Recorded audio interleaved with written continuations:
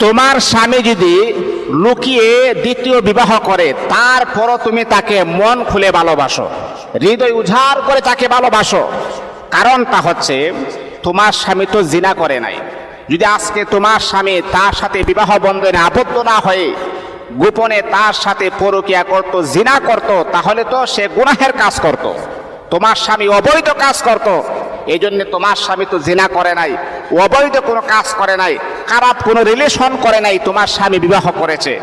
আর মনে মনে এতটুকু প্রমিস করবা, আল্লাহ তুমি আমাকে এমন একজন শক্তিশালী পুরুষের স্ত্রী বানিয়েছো, যেই স্ত্রী, যেই স্বামী দুই স্ত্রী রাখার মতো ক্ষমতা আমার আল্লাহ তাকে দিয়েছেন।